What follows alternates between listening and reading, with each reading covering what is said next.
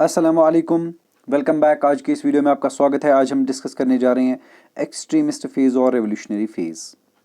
जैसा कि हमने लास्ट वीडियोस में डिस्कस किया कि जो इंडियन नेशनल कांग्रेस थी उसकी फाउंडेशन रखी गई 1885 में, और सबसे ज़्यादा जो लीडर्स थे वो तीन बड़ी सिटीज़ से थे, बॉम्बे, कलकत्ता एंड मद्रास। तो जो अर्लीस्ट लीडर्स थे they were called as moderates because of their moderate outlook. But with the partition of Bengal in 1905 and 1906, there was a change in the ideological, we can say, ideological leadership of the Congress. And now the leaders were more radical, they were more revolutionary than the moderates. So the important leaders of this period were Lala Lajpat Rai, Bal Gangadhar Tilak, and the Bipin Chandra Pal. These are called as radicals because of their radical outlook. So these were the extremists who were not satisfied with the proposals, memorandums, or letters, but in direct action and self rule. So now the leadership passed into the hands of more young people, more radical people, though moderates were still there, but they were now in shadowy backgrounds. It means now the Congress was influenced by the modern ideas. तो ये जो नए leaders आए जिनकी हमने बात की, यहाँ पे बाल गंगाधर तिलक है, लाला लाजपत राय है, बिपिन चंद्र पाल है, इनका मानना था कि जो ब्रिटिश रूल है उसके ख़त्म होने के बाद ही इंडिया प्रोग्रेस कर सकता है, इंडिया के लोग जो है वो इकोनॉमिकली डेवलप्ड हो सकते हैं। तो डायरेक्ट एक्शन से ही ये पॉसिबल है। यानी हमें प्रपोजल्स पे फोकस नहीं करना चाहिए, हमें रिक्वेस्ट्स नहीं करनी चाहिए, but we should demand our rights. So was the case with self rule. Self rule मतलब होता है rule of the people. So these people were, or we can say these leaders were in favor of what we can say a self rule or a self government, because only self government can take steps to eradicate the poverty, to promote the education system, to promote the livelihood of the people, and to work for the welfare of people as well as of the country. So their ideologies were totally different from the what we call the moderates, who believed that only British rule can develop India. So it means they were not in favor of British rule. Let us try to understand more things about it. तो जैसा मैंने कहा कि policies भी change हो गई, ideologies भी change हो गई, कांग्रेस अब ट्रांसफॉर्म होने लगी, तो नए लीडर्स की नई सोच थी, और इस तरह से जो नेशनल मूवमेंट है अब वो ओपन होने लगी उन लोगों के लिए जो अभी तक इसमें पार्टिसिपेट नहीं करते थे। जैसे वर्कर्स के लिए भी अब ये इम्पोर्टेंट बन गई, इंडस्ट्रियलिस्ट्स थे, स्टूडेंट्स थे, रिच पीपल थे, पुअर पीपल थे। So women, peasants, labourers, lower caste people like Dalits and Muslims were still outside the sphere of Indian national movement. हालांकि हमने पहले भी कहा जो मॉडरेट्स थे they were mostly industrialists, they were the we can say rich people, they were the high middle class people. So they never believed in the action of the people. They had no faith in the strength of people. But now the radicals, the extremists, the revolutionaries, they had full faith in mass action. They believed that people can change their destiny. So new groups began to participate in the activities of the Congress. New people began to join the Congress. But still, there were some other groups which still remained away from this Congress politics, and these were obviously the women. It was believed that women should be confined to the household. It has no role to play in the politics. So was the case with peasants who were claimed to be the non-active, we can say non-active, indisciplined, and all that. तो माना जाता था जो women है इसको घर के कामों में ही रखो, आप पॉलिटिक्स में आने की कोई ज़रूरत नहीं है। पीजेंट्स कहा जाता था दीज आर आसिस, इनको अपने काम से ही फुर्सत नहीं मिलती है, they should be confined to the lands to cultivate. So labourers, they were not given any importance at all. Lower caste people, it was believed that some nationalist scholars, some historians believed that Congress is the organization of what we called Brahmanas, and sometimes Congress was blamed to be the Brahman organization. So obviously the lower caste people whom we called Dalits, Harijanas, and later on they were also called as backward people or scheduled caste people. So they remained away from the Congress politics. So is the case with the Muslims. जो मुस्लिम्स थे उन्होंने पहले से ही कांग्रेस में ज़्यादा participation नहीं दिखाई। हालांकि कुछ लीडर्स लेटर ऑन देखने को मिले कांग्रेस में, जिनमें अब्दुल कलाम आज़ाद थे, या जिनमें और फ्रंट टायर गांधी जिनको हम कहते हैं, बट वो लेटर पीरियड था। लेकिन अभी तक मुस्लिम्स भी इस मोमेंट से दूर थे, because they believe that it is the organisation of Hindus. So अभी भी बहुत सारा काम करना है, इन सारे लोगों को यूनाइट करना है, और इस तरह से इस कांग्रेस मूवमेंट को, इंडियन नेशनल मूवमेंट को मास मूवमेंट बनाने की ज़रूरत है। और ये सब काम ओबेसली एक लीडर पे आ गई, जिसको हमने बाद में जाना महात्मा गांधी के नाम से। तो डियर स्टूडेंट्स, यहाँ तक हमने देखा कि किस तरह से नए नए ग्रुप्स अब ज्वाइन करने लगे कांग्रेस को। अब कांग्रेस में आइडियोलॉजिकल आउटलुक चेंज हुआ, उनकी पॉलिसीज चेंज होने लगी, उनका जो स्ट्रगल का तरीका था वो चेंज होने लगा। तो यहाँ से और एक चेंज देखने को मिली। जैसा कि मैंने पहले भी कहा, Muslims they remained away from the Congress because they believed that it is the organization of Hindus. It is dominated by the Brahmins and even Hindus, and we have nothing to do with it. We should remain away from it. And even the early leaders of Muslims, they also believed that the Muslims should remain away from this Congress. So that's why they hardly joined Congress. As a result of that, by the early 20th century, a group of Muslim landlords and Nawabs formed the All India Muslim League at Dhaka. Dhaka now in Bangladesh. At that time it was called as Bengal. So it was founded in 1906. तो इस तरह से मुसलमानों ने अपनी एक organisation बनाई। खास तौर पे बनाने वाले वहाँ पे भी कौन थे?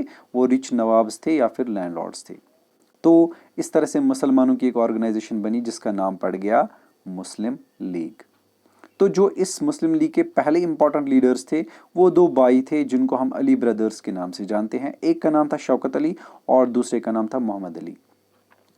तो इस कंसेप्ट में ना रहा जाए कि शायद ये मोहम्मद अली जिन्ना थे। No, it was totally a different person. Anyways, तो जो लीग थी, मुस्लिम लीग थी, it supported the partition of Bengal. अब यहाँ पे क्वेश्चन है, क्यों इन्होंने पार्टीशन ऑफ बंगाल, जो लॉर्ड कर्जन ने डिसीजन लिया था बंगाल के दो टुकड़े करेंगे, ईस्ट बंगाल वेस्ट बंगाल, मुसलमानों ने क्यों सपोर्ट किया, क्यों कहा कि हाँ बंगाल का पार्टीशन होना चाहिए? इसके कई सारे रीजंस है। रीजन नंबर 1, जब रिवोल्ट ऑफ 1857 हुआ तो उस टाइम पे जो सबसे ज़्यादा मारे गए, जिनको सबसे ज़्यादा एट्रॉसिटीज़ फेस करनी पड़ी, जो लीडरशिप थी, दैट वाज ऑफ मुस्लिम्स। तो ब्रिटिशर्स की नज़रों में जो मुस्लिम्स थे, they were the we can say revolutionaries, और they were the people who organised this revolt. यानी अंग्रेज़ों का मानना था, ब्रिटिशर्स का मानना था कि जो रिवोल्ट ऑफ 1857 हुआ, ये बगावत शुरू की मुसलमानों ने।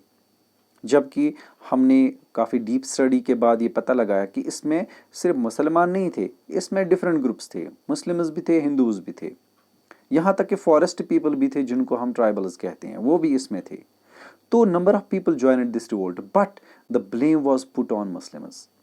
It was believed that these were the Muslims who were against British rule, and they organized this serious revolt to end the British rule. As a result of that, the British took, we can say, strong action, and we can say severe steps to kill the Muslims. And even these were the Muslims who lost lives at a larger scale during this revolt and after even a revolt. So as a result of this revolt, the people, or we can say Muslims, they were discriminated, they were not respected, and even were excused, and even were, we can say, there were excuses were found against these people, so that they would be imprisoned, so that they would be killed, or they would be, we can say, exiled from this country. तो Britishers ने ऐसे कई सारे steps बाद में उठाए कि मुसलमान ही थे जिन्होंने बगावत की। लेकिन जब उन्होंने सपोर्ट करना शुरू किया हिंदू ऑर्गेनाइजेशंस को, या हम कहेंगे हिंदूज़ को, क्योंकि they were given jobs, they were posted on high ranks. Even Congress जो बनी उसको सपोर्ट करने वाला भी एक ब्रिटिश सिविल सर्वेंट था जिसको हम A.O. ह्यूम कहते हैं। तो इससे पता चलता है कि ब्रिटिशर्स हिंदूज़ को सपोर्ट करने लगे या नॉन मुस्लिम्स को सपोर्ट करने लगे, और इस तरह से मुसलमानों को डिस्क्रिमिनेशन फेस करनी पड़ेगी। तो यहाँ पे एक लीडर था सर सैयद अहमद ख़ान, अलीगढ़ स्कूल से, अलीगढ़ कॉलेज बाद में यूनिवर्सिटी बन गई।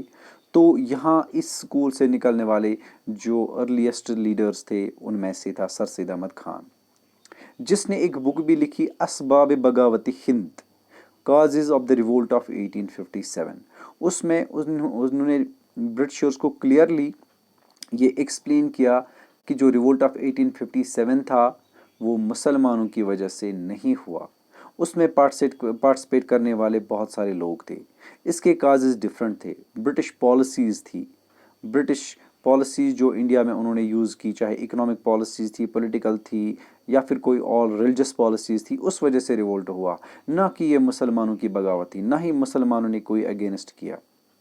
और दूसरी तरफ उन्होंने मुसलमानों को भी ये हिदायत दी, मुसलमानों को भी ये बार बार कहा कि आप वेस्टर्न एजुकेशन को प्रमोट कीजिए, वेस्टर्न एजुकेशन हासिल कीजिए।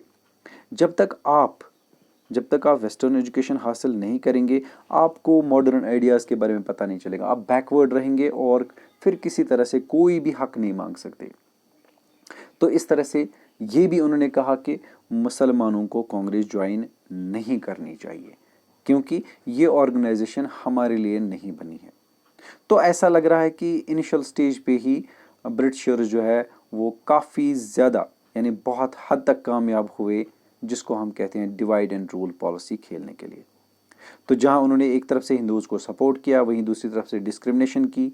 लेकिन जब बुक लिखी गई असबाब बगावत हिंद सर सैयद अहमद ख़ान ने, तब जाके थोड़ी सी चेंज देखने को मिली और ब्रिटिश गवर्नमेंट अब टर्न हो गई मुसलमानों की तरफ।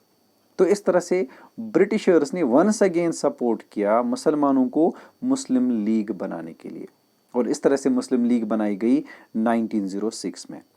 तो ये मुस्लिम लीग ही थी जिन्होंने सपोर्ट किया पार्टीशन ऑफ बंगाल को भी, और साथ में इन्होंने अपनी डिमांड रखी सेपरेट इलेक्टोरेट्स फॉर मुस्लिम्स, जो कि बाद में गवर्नमेंट ऑफ इंडिया एक्ट 1909 के अंडर इनको मिली। यानी सेपरेट इलेक्टोरेट्स का मतलब क्या है, जो मुसलमानों का रिप्रेजेंटेटिव होगा, चाहे कहीं पे भी मुसलमान हो, उसका रिप्रेजेंटेटिव सिर्फ मुसलमान ही हो सकता है, नॉन मुस्लिम नहीं।